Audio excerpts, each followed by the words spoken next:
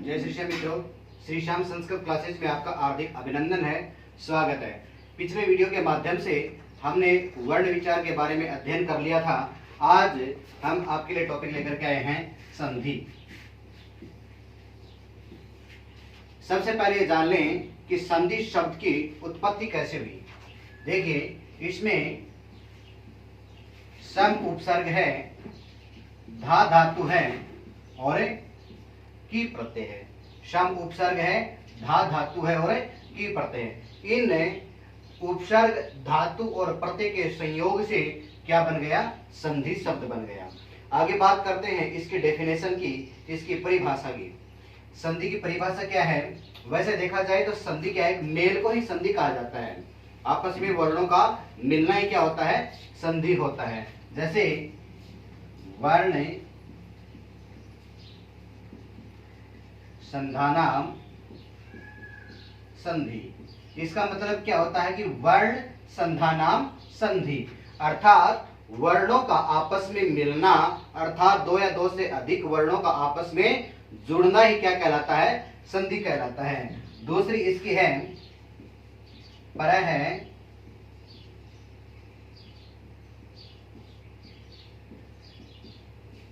सन्निकर्ष है संहिता।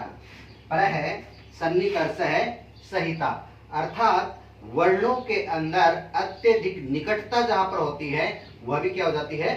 संधि हो जाती है। आगे बात करते हैं इनके भेदों की। संधि को तीन भागों में डिवाइड किया गया है। इसको तीन भाग है इसके। सबसे पहला कौन सा है? स्वर संधि, जिसको अपन अच संधि के नाम से भी। दूसरा है व्यंजन संधि, जिसको हल संधि के नाम से भी जानते हैं। और तीसरा जो है वो है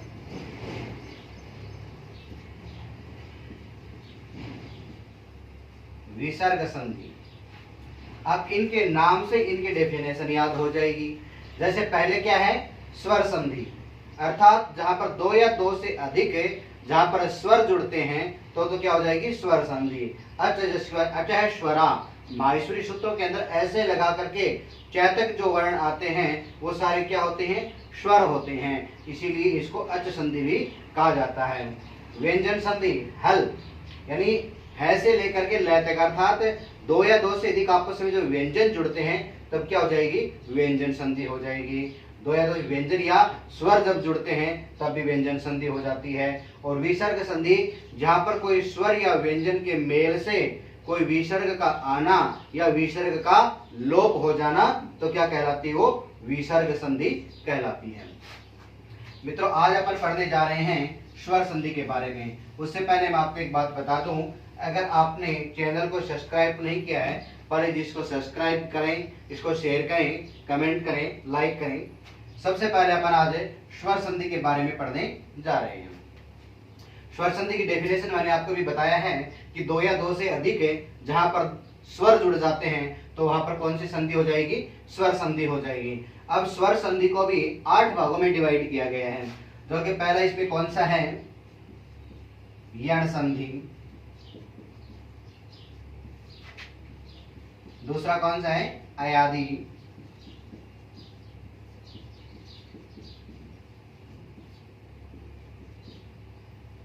गुण संधि।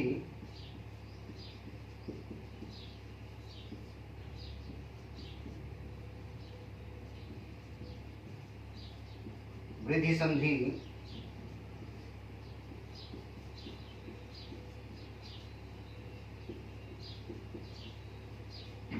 दीर्घ संधि।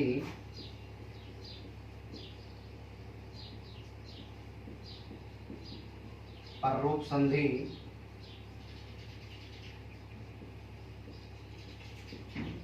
पूर्व रूप संधि।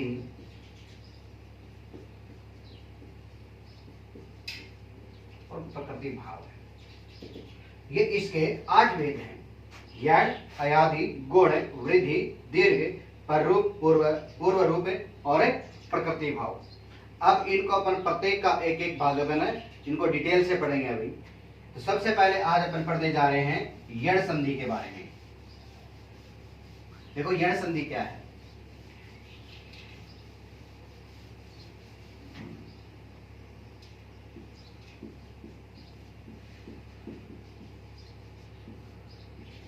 मैंने पिछली वीडियो के माध्यम से बताया था कि व्याकरण जो है ये संपूर्ण सूत्रों के ऊपर टिका हुआ है, अर्थात अष्टाध्यायी सूत्रों के ऊपर ये टिका हुआ है। अपन इनको सूत्रों के अकॉर्डिंग ही पढ़ेंगे। यण संधि जो है इसका जो सूत्र जो है वो है इको यणचि। सूत्र इसका होगा इको यणचि। ये सूत्र क्या कह रहा है कि इक के स्थान पर यण हो जाता है, और इक के स्थान पर यण होना ही क्या हो जाती है, वो यण संधि हो जाती है। तो कई विद्यार्थी अगर संस्कृत को छोड़े हुए काफी टाइम हो गए हैं तो वो पहचान नहीं पा रहे कि यण क्या होता है, इक क्या होता है। इसे पिछले वीडियो के माध्यम से हमने जो माहेश्वरी सूत्र जो हमने पढ़े थे उन्हीं से ये निकल करके आ जाए। इक और यण जो क्या है, मैंने आपको 42 प्रत्याहार के बारे में बताया था, वो 42 प्रत्याहारों में से ये 2 प्रत्याहार हैं। जैसे ए ई उ ऋ री ली कै ए औ गै ऐ औ चै है ये व रे टे ले ण। यहाँ तक अपन एक बार लिख लिया है, इसमें पता लग जाएगा। सबसे पहले अपन देखते इक क्या, देखो ई से लेकर के कै तक वर्ण को लेना है, लेकिन हमने इसके अंदर हलंत वर्ण जो अंत में जो हलंत वर्ण आ रहे हैं उनको छोड़ना है। जैसे ए उ री और ली। ओके, अच्छा तो आगे अपन बात करते हैं यण की। इसमें क्या करना है, ये से लेकर के अण तक के वर्णों को लेना है और हलंत वर्णों को छोड़ना है। तो कौन से आ जाएंगे, ये व रे और ल।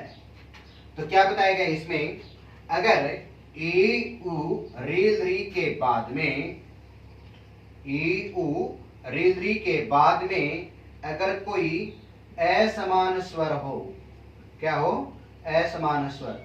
असमान स्वर क्या होता है, यानी ई उ री के अलावा कोई भी स्वर हो ये नहीं होने चाहिए।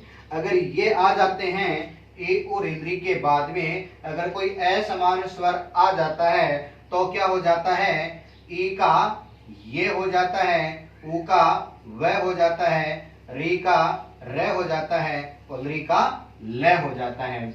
हाँ, ये चाहे ई उ री, ये चाहे दीर्घ हो चाहे वो ह्रस्व हो, चाहे ये मात्राएं छोटी हो चाहे ये बड़ी हो। ली जो होता है ये ह्रस्व ही होता है, प्लुत भी होता है, लेकिन दीर्घ नहीं होता है। ली का दीर्घ के अंदर इसका अभाव रहता है।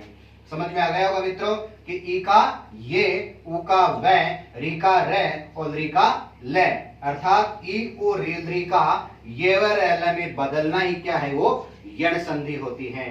चलो अपन इसके एग्जाम्पल देखते हैं।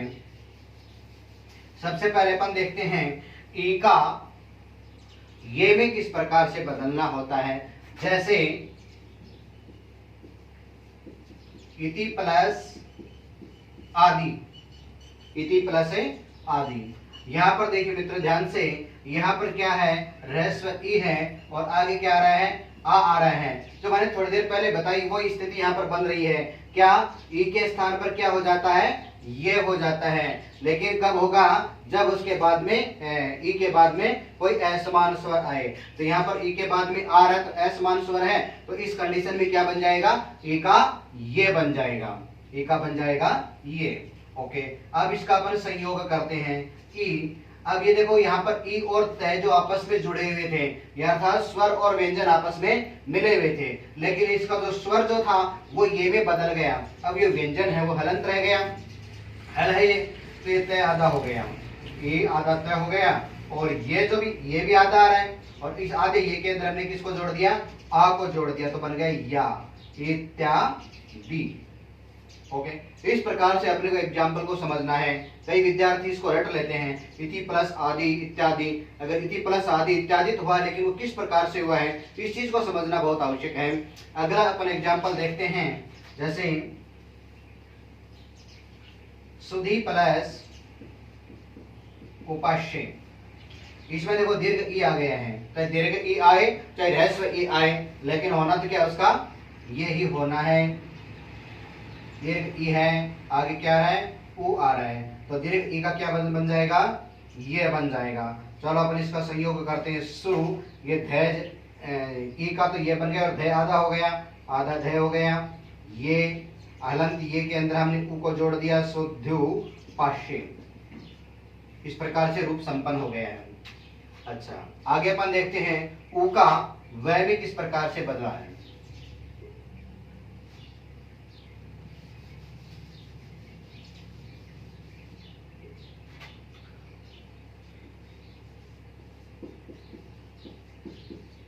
जैसे मधु प्लस अरि, यहाँ पर ऊ है और आगे ए आ रहा है, ए समान स्वर आ रहा है, तो ऊ किस में बदल जाएगा, ऊ किस में बदल जाएगा, ये वह में बदल जाएगा। अच्छा, इसका संयोग करेंगे तब क्या हो जाएगा, मैं धे आधा है और इस वह के अंदर हमने इस ए को मिला दिया तो वह पूरा हो गया और ये री बन गया मधुबरी। री का रे किस प्रकार से बना, जैसे मातृ प्लस आज्ञा। यहाँ पर मित्रों क्या है, री आया है और री का क्या बनना है, क्या बन जाएगा, रे बन जाएगा।